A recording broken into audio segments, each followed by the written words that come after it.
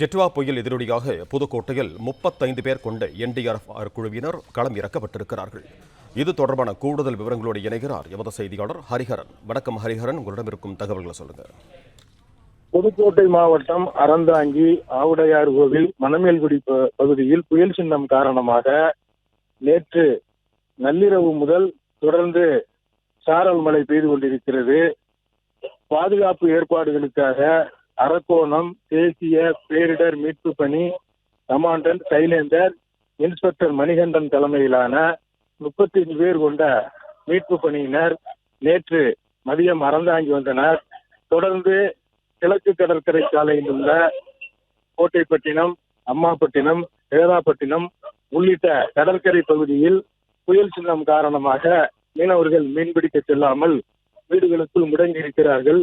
இந்த சூழலில் மழையால் பாதிக்கப்பட்ட பகுதிகளான அறந்தாங்கியில் சின்ன அண்ணா நகர் பகுதி, கட்டுமாவடி ரோடு ஆகிய பகுதிகளை பார்வையிட்டு ஆய்வு செய்து தொடர்ந்து கிழக்கு கடற்கரை சாலையில் உள்ள கடலோர பகுதிகளான நாட்டுப்படகு மீன்பிடிக்கக்கூடிய பகுதிகளான கட்டுமாவடி, புதுப்பட்டினம் உள்ளிட்ட பகுதிகளுக்கு சென்று விரைவில் ஆய்வு செய்ய உள்ளதாக தகவல் தெரிவித்தனர். புயல் எதிரொலியாக புதுக்கோட்டை மாவட்டத்திற்கு ஆரஞ்ச் அலர்ட் விடுக்கப்பட்டிருக்கிறது. இது தொடர்பான கூடுதல் விவரங்களோடு இணைகிறார் எமது செய்தியாளர் மனோகரன். வணக்கம் மனோகரன், உங்களிடம் இருக்கும் தகவல்களை பகிர்ந்து கொள்ளுங்கள். வணக்கம். டிட்வா புயல் எதிரொலியாக புதுக்கோட்டை மாவட்டம் முழுவதும் மிதமான மழை தற்போது வரை பெய்து வருகிறது.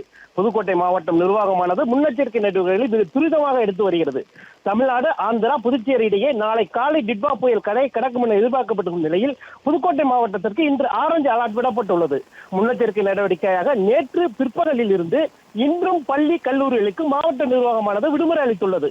இந்த புயலால் மிகவும் பாதிக்கப்படும் என கண்டறியப்பட்டுள்ள அறந்தாங்கி தொகுதிக்கு உட்பட்ட மணமேல்குடி, கோட்டைப்பட்டினம், ஜெகதாப்பட்டினம், நீமிசல் உள்ளிட்ட 32க்கும் மேற்பட்ட கடற்கரை கிராமங்களில் மக்கள் பாதுகாப்பு கருதி பல்வேறு முன்னெச்சரிக்கை நடவடிக்கைகளை மாவட்ட நிர்வாகம் எடுத்துள்ளது.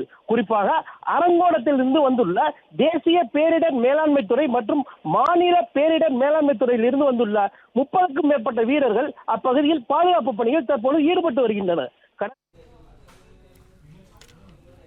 நன்றி உங்க தகவல்களுக்கு. பிளே ஸ்டோர் மற்றும் ஆப் ஸ்டோரில் இருந்து பாலிமர் செயலியை QR கோடு மூலம் பதிவிறக்கம் செய்யுங்கள். செய்திகளை உடனுக்குடன் பெறுங்கள்.